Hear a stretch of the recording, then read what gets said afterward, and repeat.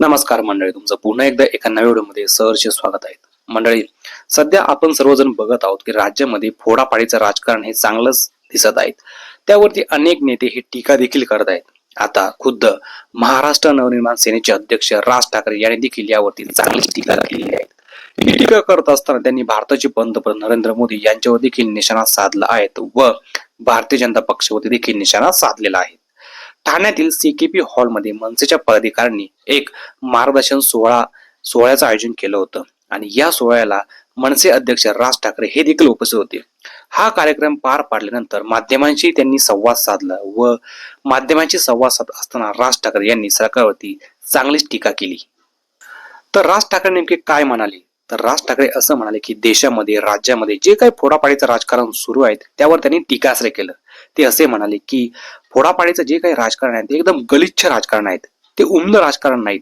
त्यामुळे जेव्हा उद्या भाजपची सत्ता जाईल तेव्हा त्यांना देखील त्याचा चांगला त्रास होईल, तेव्हा ते काय करतील, त्यामुळे कुठपर्यंत करायचं हे आपल्याला कळलं पाहिजे, असं देखील टोला त्यांनी लगावला. पुढे ते असे पण म्हणाले की जेव्हा जेव्हा देशामध्ये सत्ताधारी लोकांनी आपले विरोधक जे आहेत ते संपवले आहेत किंवा संपवण्याचा जेव्हा प्रयत्न केला त्यावेळी त्यांच्यामध्ये स्वतःचे दुश्मन तयार झालेत, ही गोष्ट सुद्धा त्यांनी विसरायला नको, असं देखील राज ठाकरे म्हणाले.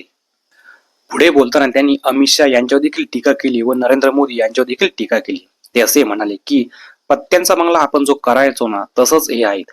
यामध्ये सर्वात खालचा पत्ता जो आहे तो मोदींचा आहे. तो एकदा सटाकला की पूर्णपणे बंगला पडणार. हे त्यांच्याच म्हणजे स्वतः नरेंद्र मोदी यांच्याच अंगाशी येणार आणि हे सर्व राजकारण जर कोणी करत असेल तर ते हे सर्व राजकारण अमित शहा करतायत, असं देखील अमित शहामध्ये त्यांनी निशाणा साधला.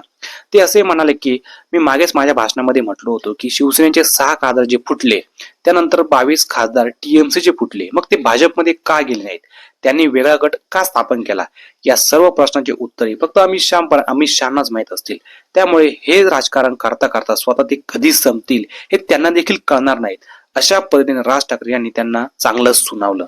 त्यामुळे राज ठाकरे जे काय बोलले त्याबद्दल तुम्हाला काय वाटतं? त्यांच्या बोलण्यामध्ये कितपत तथ्य आहेत? आपलं मत नक्की व्यक्त करा. व्हिडिओ कशी वाटली ते पण नक्की सांगा. आवडली असेल तर चॅनलला लाईक करा, चॅनलला सबस्क्राईब पण नक्की करा मित्रांनो. भेटूया पुढच्या व्हिडिओमध्ये. धन्यवाद.